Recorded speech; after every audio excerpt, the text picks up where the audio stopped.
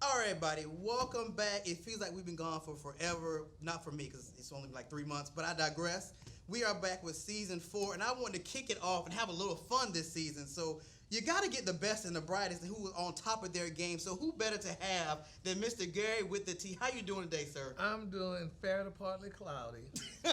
Are we describing the weather, or that's really you? Because you know outside. Both, honey. It's raining, and that's how I'm feeling. But I'm doing fine, though. Thank you. Well, I am so honored to have you with us on today. I have to take a quick shout out to Mrs. Leslie Tops for making this happen, my homegirl over there in the corner. I appreciate her so much for making this happen.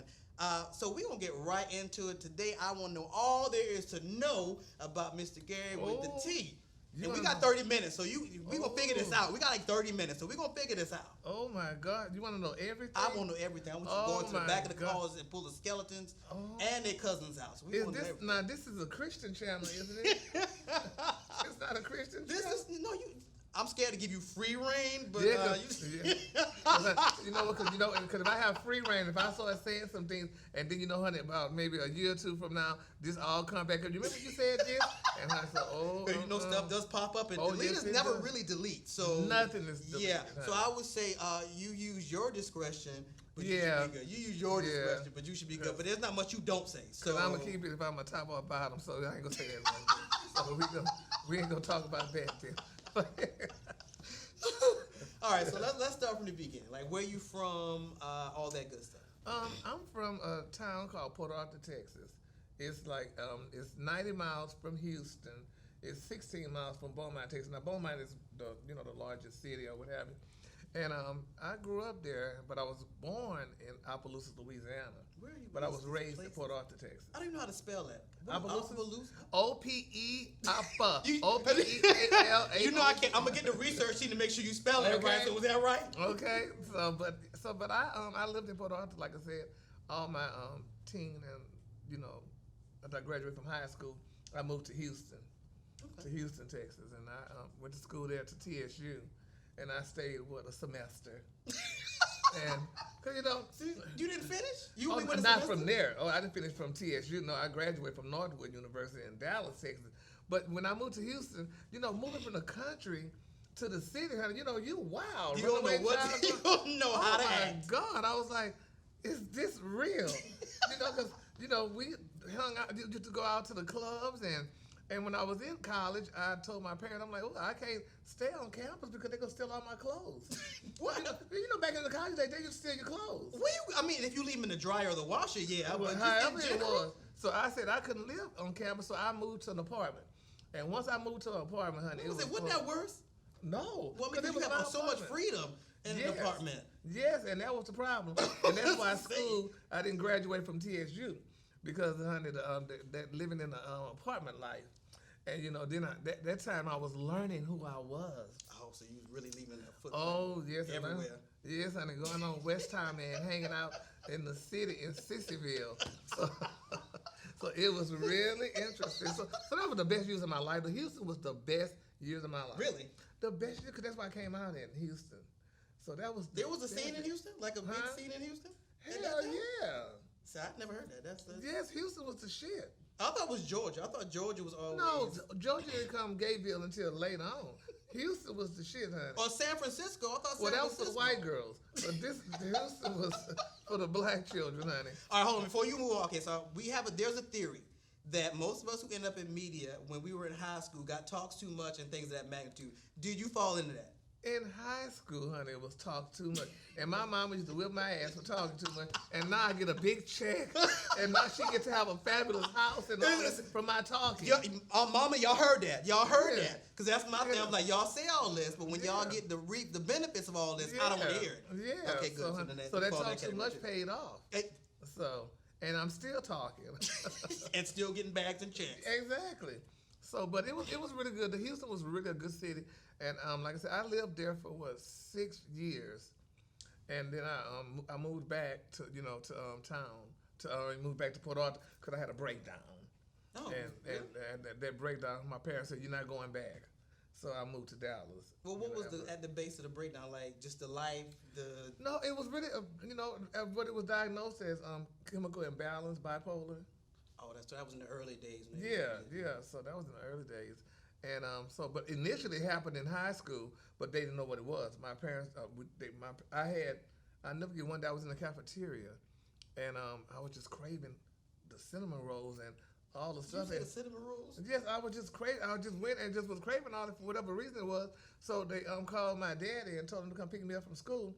So he came pick me up. They brought me to the doctor. The doctor said I needed glasses. Wait, so you're craving for cinnamon rolls and everything, and you needed glasses? He said I needed glasses. Because that was back then. And glasses, though? That's not even in the same window. He said I needed glasses, so they got me some glasses, and then he said, but they called it hypoglycemia. Hypoglycemia is like craving the sugar, or it's almost like bipolar, but it wasn't bipolar at the time. I didn't learn I was bipolar until I moved to Dallas. Oh. And they found me locked up in my apartment, wrapped up in a corner. Okay, hold that thought. We got to take a break. Hold that thought. All right, so we're going to take our first break, and we're going to be back with our special guest, Mr. Gary with a T. So we'll see when we get back from break.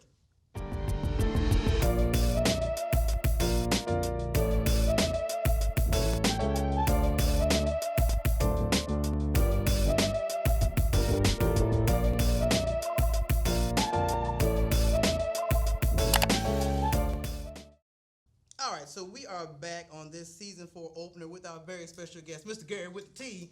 Now, on break, I was trying to get my head wrapped around the glasses debacle. I cannot. What did your parents say? Were they just like, oh? Well, they went along with it because they didn't know. Because with me acting out like that, nobody knew. I didn't even know. So when he said glasses, I figured, okay, well, glasses.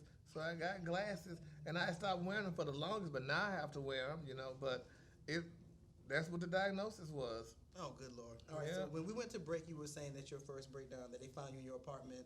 So my friends found me wrapped up. It was amazing. It was funny, at least. They found me wrapped up in a blanket in the corner.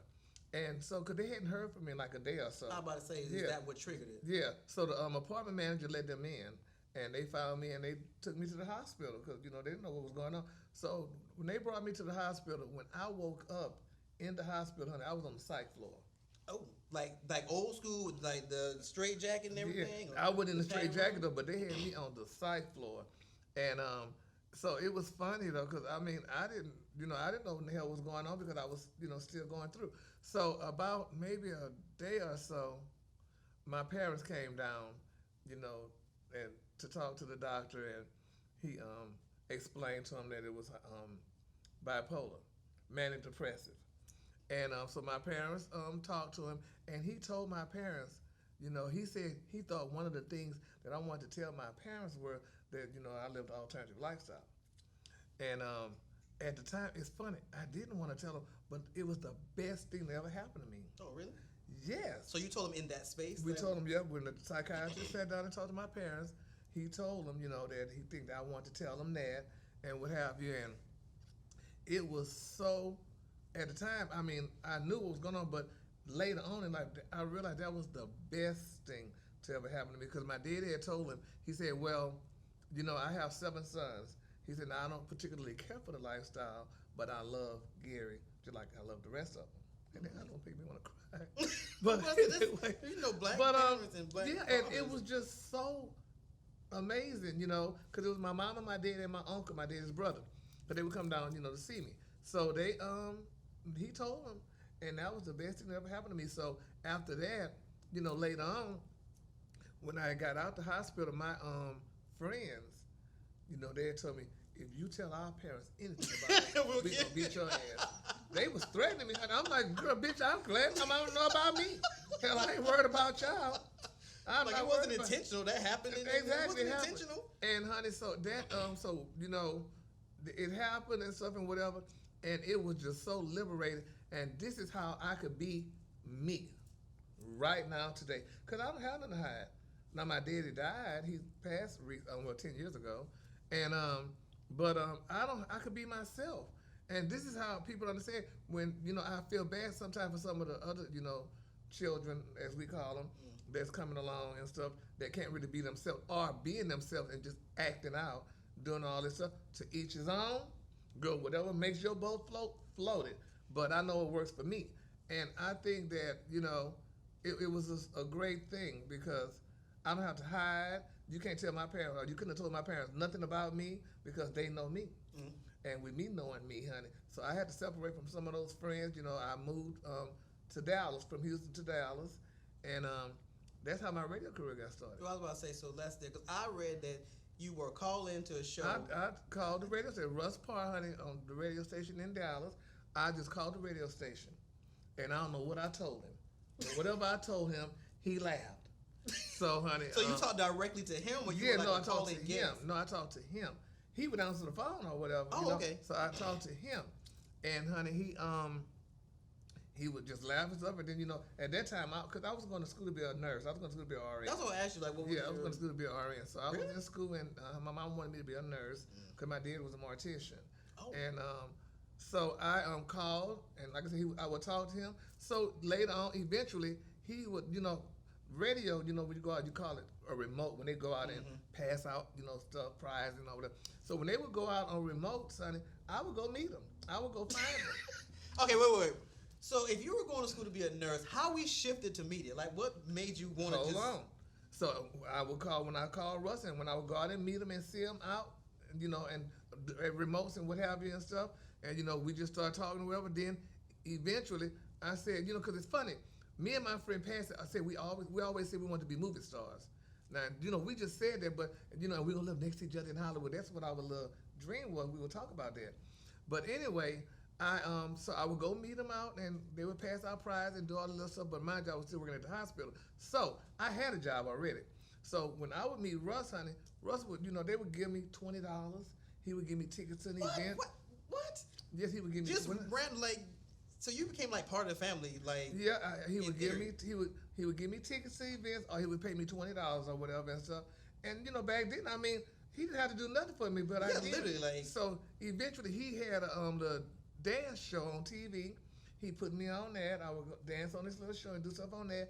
Then he did movie. He became a movie producer. I'm in one of his movies called The Last Stand. With I played what's his name? Darren Henson. I don't know you know Darren Henson. Yeah. I played his lover in the movie. I had a principal role. Oh. So it was just that. So that was me playing with them. So eventually, a brick knocked me in the head. I said, "Wait a minute. What? I'm going out here getting $20 and tickets and stuff like that off of Russ." I'm like, "Well, I need to be on the station payroll." So Russ said, "Well, apply." So I applied at the radio station. They hired me. My title was an associate producer. They gave me that. All right, pause that. We gotta go on break because this story sounds like a Cinderella story. All right, so we're gonna take a break, and when we come back, we're gonna have more with Gary with the T on the Leadership Blend television show with your host Ricardo D. Rice.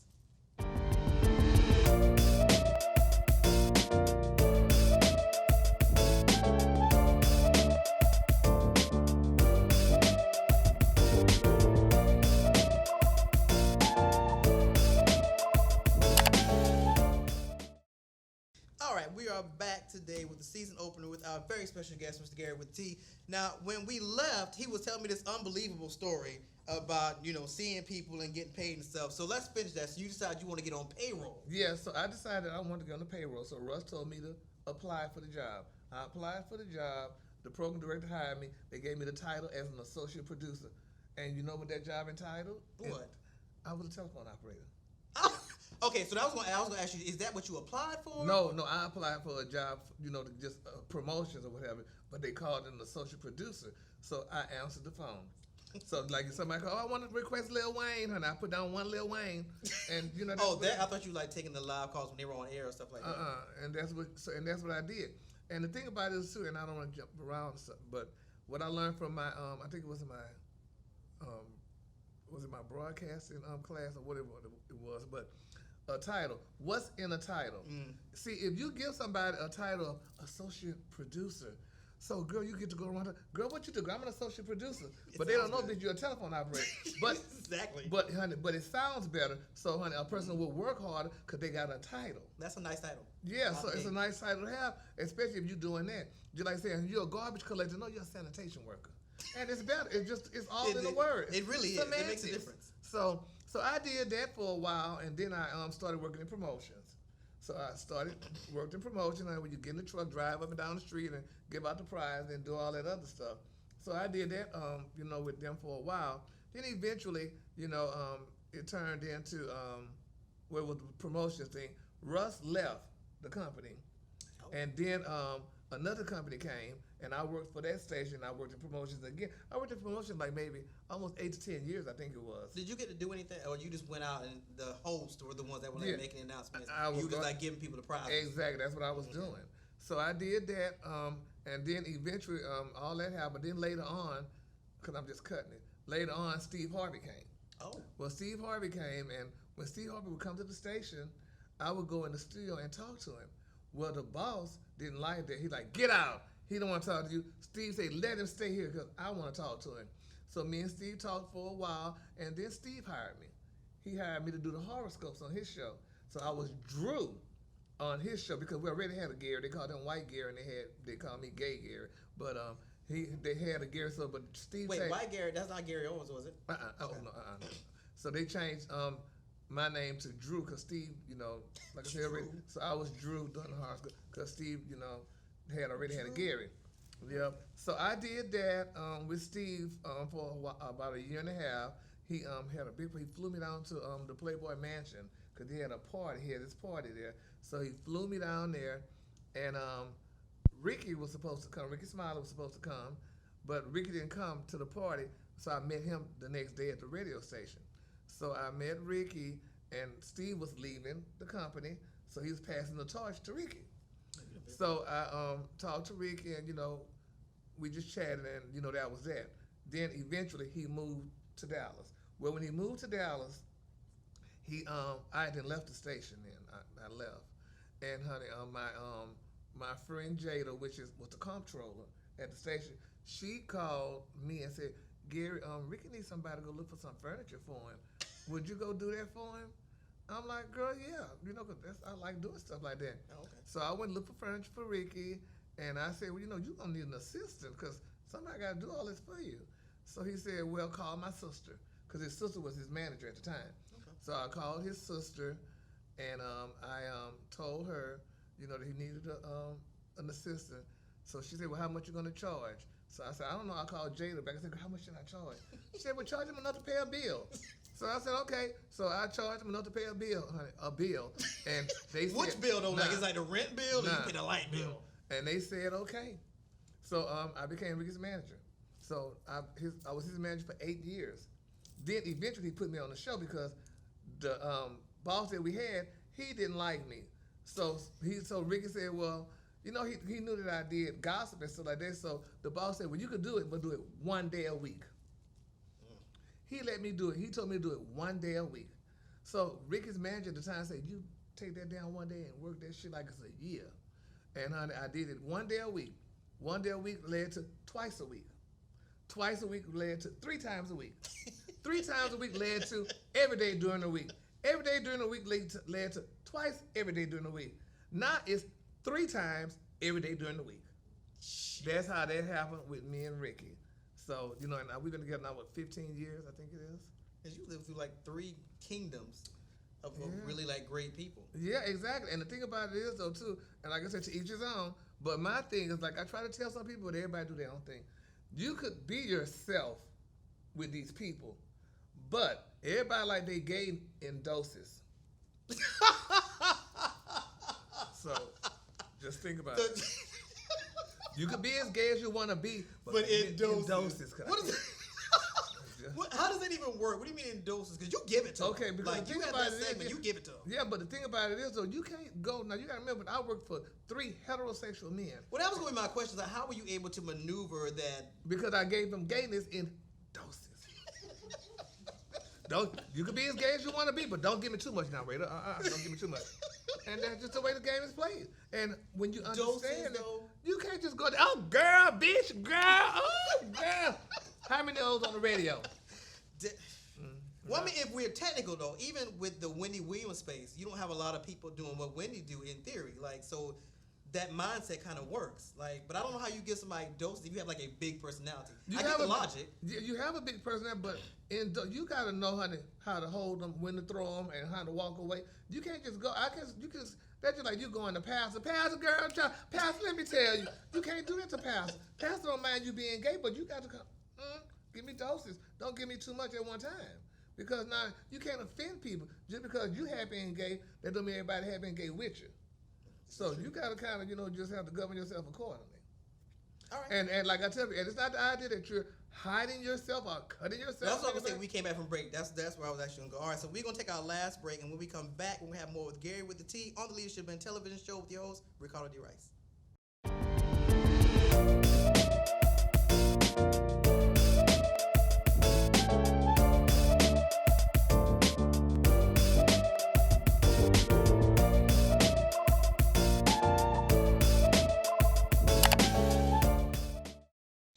So we're back with our special guest and the season opener, Mr. Gary with the T.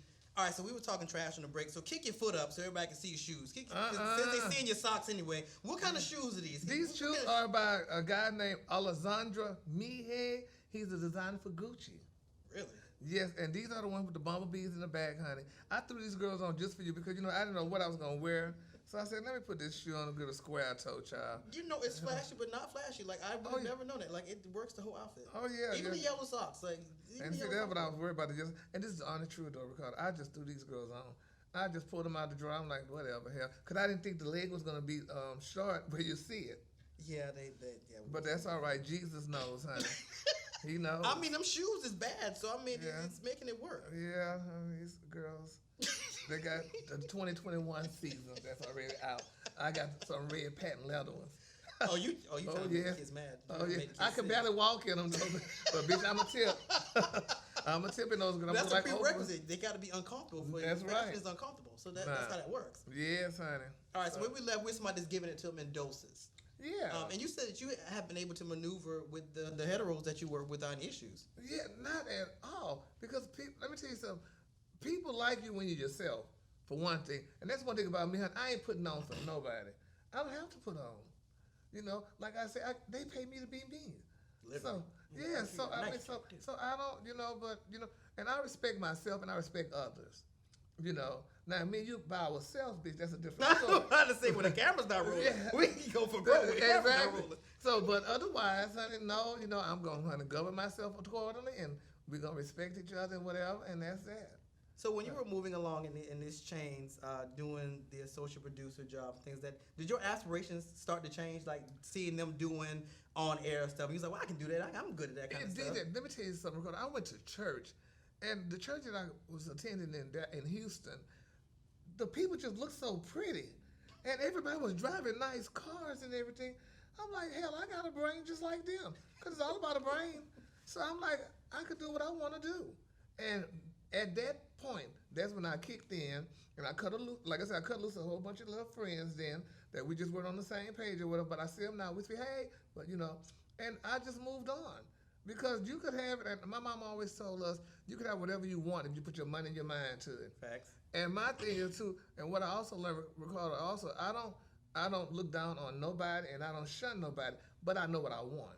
Facts. And honey, I like to be around people, honey, that's working and making it out, honey, because there's enough for all of us. There's enough for all of us. And honey, my thing is, girl, if you could have this, I could have it too. I'm not trying to get it because you got it, but I mean, if my desire that I want to have this is what I want. Yeah, like you said, it's enough for everybody. But I like the affirmation that you were saying that you and your friends out the gate were like, we're gonna be movie stars. Yeah. And I think there really is something to be said about affirmations, which I didn't really think a lot about, but now I'm like, no, that really is a thing. We said, honey, me and Pastor said that, honey, and like I said, I'm doing this. I mean, she's doing what she does. I mean, it's not in the entertainment business, but it was just interesting, the way it happened. And with me coming from my little country hometown, honey, who would have thought, I mean, and this is the kid thing about it, like Facebook and all this social media, I didn't know 1% of them goddamn people on there. But everybody your friend now and so. And literally. Yes, but the good thing about it is with me though, I have no problem with that. Because as you get older, you change. I'm not, how some people, bitch, I ain't talking to that bitch, I ain't talking to her in school. Well, girl, well, goddamn, okay, you didn't talk to her. 20 years later. 20 years later, duh. Still holding that grudge? Thank you. That you probably don't remember? Thank you. So that's why I just, I talk to everybody and, it's just, and I understand, I know people talk to me because, maybe what I do and stuff like that, but it doesn't bother me. Because I know who I am and I know who really my friends are and stuff like that. Because trust me, I be home days, honey, sitting in my apartment by myself, honey. Like I tell everybody, I'm being like Brandy, bitch, sitting up in my room, and honey, and just After meeting, that's all you kind of want to do. Like after I do the podcast and TV show, I don't want to be bothered. So I'm like, I'm good. I'll talk to you on Tuesday. Yeah, I'm good. I would like. I mean, but I would like. Sometimes I think about. I would love to have at least a companion. I would love to have a companion. Somebody to do things with. And shop with, travel with, do all that. But but I'm not going out on no limb, though, honey. I ain't gonna go out on no limb, honey, and do all that. But it would be nice. I want to say, how was that? Since you went there, how was dating for you? Like being a celebrity. Oh, it's horrible. And and I think maybe it's me though. Really? Because I don't go out that much because I don't, But when I was younger, oh bitch, I was. You used to stomp the yard and everything. Yeah, oh yes, when I was younger, baby, it was different. But now it's just, it's just different. I don't. You gotta talk to me first before I make a move with you because it's all about face now for me. I will not be embarrassed. So I will not try to approach you and then you try to clown me. So honey, well, the trick to that, you just don't go with your friends. You get away from your friends and go approach them in the side. Yeah, You know how this works. Yeah, but So wait, have you tried social dating? Hell no. Look, we're not getting any younger. We ain't getting no so damn somebody younger. gotta. Cause my thing is, I'm not putting my face on none of them damn sites. Oh, yeah, Girl, beside me scary girl, I'm on there looking. It's not like you don't make it a secret anyway. So what difference does it make? Yeah, but I don't want to deal with that. Oh, what about celebrity matchmaker? First of all, I'm not doing shit that I gotta pay for. No, honey. Keep my damn money, bitch. That's an outfit, honey. Oh, sorry. What are you gonna throw on? No, that's an outfit, honey. I'm not about. Well, you have to give on some level. The world has changed on us. You have to give on some level. I know that. That's what everybody tells me. The world has changed on us. You know this. You got to give on some level. I met a person the other day, and and I don't want to seem like I'm being a bitch with the bastard, but no. But my thing is, honey, my daddy used to tell us what makes a man is his word. Facts. Your ass said this, and you didn't do that. So now, what you want me to do? You think I'm going to sit here and burn a candle? No. Not burn a candle. And wait on you? So, honey, like I said, I'll be like Miss Brandy, be sitting up in my room. Nah. Back here thinking about you. I'm done doing this to you. All right, so let's get into what you got going on. So you have 2 podcasts. Tell us about the podcast. Yeah, I have a podcast called Gary's Tea. That's on everywhere social media. Podcast can be found. And I also have one called Dare I Said It. THERE. There I Said It. And it's also, where my podcast can be found. And what else am I doing? And of course, I have the TV show Dish Nation that I do every day, and radio every day, Rickey Smiley Morning Show, and it's just just get out there and do it. And like I said, all that's fun and dandy, but like I said, it's good to have all these things, but when you don't have nobody to share it with, it's no fun. So you got to consume, buying all the shit with yourself and stuff, and I could better get in my apartment with so much shit. Well, so I can need a bigger apartment. Well, shit, I got a 2-bedroom, and that's you need 3. Really, a 2-bedroom? And you probably need 3. Well, I have houses, so but then Texas. So do you really think that having a companion will stop the shopping? Yeah, because I'll be able to buy for somebody else. If y'all live together, you still gonna put in an apartment? Yeah, but I'll be buying, but it won't be just buying for me. I won't feel like I'm being selfish. I'll be buying, sharing for somebody. Which when I had a friend, that's what it was. I used to share, but you don't get what I get. And that's a good thing too, honey. That's another little secret. How does that not start a fight? It's like when you bought yourself a Porsche, you brought me a Corolla. Because it's my shit. So if I'm buying it for you, honey, you drive and be happy. Look at you decide to pick up another goddamn queen in my shit. So they doing that now. They dating inside of dating. That becomes the new thing. Honey, when I went to the store, bitch, I bought me Gucci, but you got those $25 shoes, but he still looks good. I don't know. Well, at least you did you at least buy the cute knockoffs? So at least no, they I can't bought tell just the a little regular little honey shoes, but he loved them. So when you leave, you take all that with you. Cause you don't care. What the hell I'm doing? You ain't paying no money for it, so you don't care. So take it. So, but it's just life. It's a interesting thing. All right. So what's your end game? Like you've been in this game for a hot minute. So what's your end game? Like what does the end look like for you? You know what? Believe it or not, Ricardo, I don't think about it, but I do think about it. I think about it. I'm just like, my thing is, I just want to, live my life. You know, I went through cancer last I was year. going to ask you. Yeah, so I went to the cancer thing and what have you, and it taught me that, you know, first of all, we know life is short, number one. Which and we learn a lot better now because of COVID. Now we really learn that lesson. Yeah, exactly. And I realized that, you know, so whatever's going to be, and, you know, I mean, I just think about saying, we only knew when we were going to die, I could spend all my money. I was going to ride with you until you said that. That's not where I was going to go with that thought. But, okay. You know, take your money and spend it on you. I told somebody that the other day, I said, so let me get this straight. I'm supposed to amass wealth, spend a fraction of it, because by the time I really get there, I'm kind of older, so I'm supposed to spend a fraction of it and then leave it to you niggas to spend my money and enjoy it off me. That's what I said. Who came up with this cockamamie rule? That's why I'm like, because if we only, but you don't want to be stupid, because you know I can't spend all my money, because then damn it, tomorrow will come and then I'm looking stupid. But then on the flip side, you're like, but shit, hell. So I can leave it to them, so they can party and smoke and drink my stuff. Exactly, hell. I'm glad I'm not the only one. Oh no, you're not, honey. You see, great minds think alike, honey. Cause honey, So I said you did an interview with one of my friends, and you were saying that you wanted your own TV show, and that you were the male Wendy Williams. Yeah, I think about it all the time, and I know eventually it's gonna come. I just gotta, you know, pursue it, you know, to do it and whatever. Cause I love, you know, doing my gossip and having all that good fun, honey. But it would be nice, honey, to have my own show and, you know, come out on stage, honey, bitching something just cute. Just sit there. I can only imagine what your interest would look like for your TV show. Yes, and just sit there and look cute in the camera, honey. Confetti machine and all of that stuff, honey. And cross your leg like this and just kick and maybe have your red bottoms on or something. I actually thought I was expecting you to have on red bottoms. I'm not even gonna lie. No, honey, I have lots of red bottoms. I figured you did. But it's rain. I was gonna wear patent leather shoes actually because of the rain. But then I said, well, since it's you know, patent rain, and I haven't worn these girls in a while, so I said, let me just. Listen, the shoes are fire now. Yeah, the shoes are absolutely fire. But but I'm not. You know, I might dress out there, but you know, sometimes I don't feel like dressing. A lot of the time. I thought it was just me.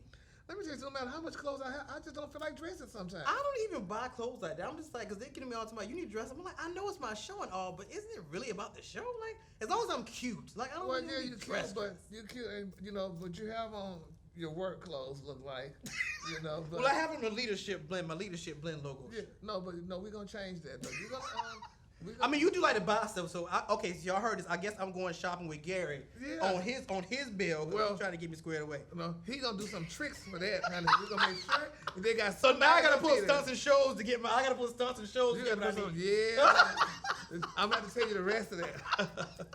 You're gonna have to look. You're gonna have to smack. I'm not doing this film. I'm so not doing this film.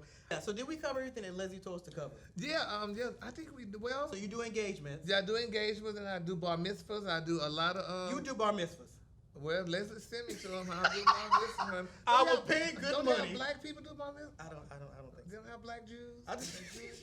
See, the problem with you is they probably don't know what you're gonna say. Like they start throwing plates and stuff, and you just get in your element. I'm really a Christian, though. You know that I am a Christian. You know they're not really like Christian.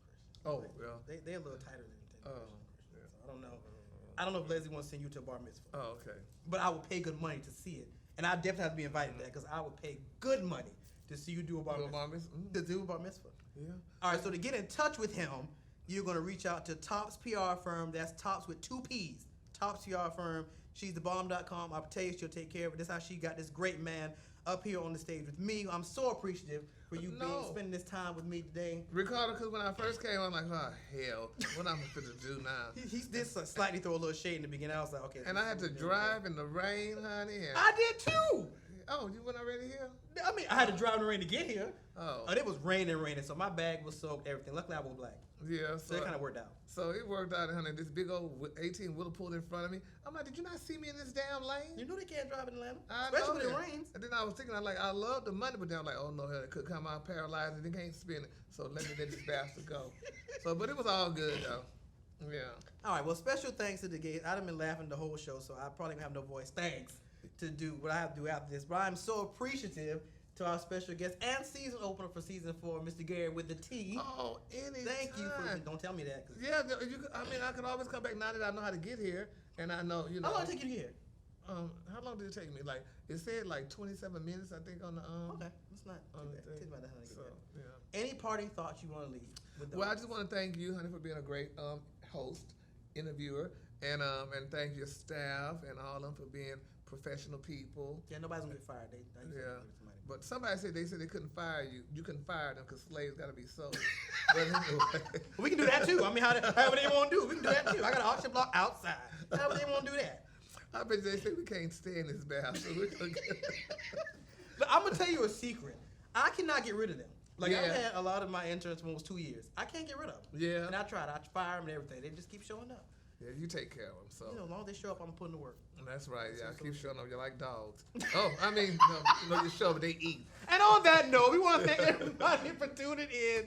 And we will see you next Monday, same time, same place on the Leadership Man television show with your host, Ricardo D. Rice.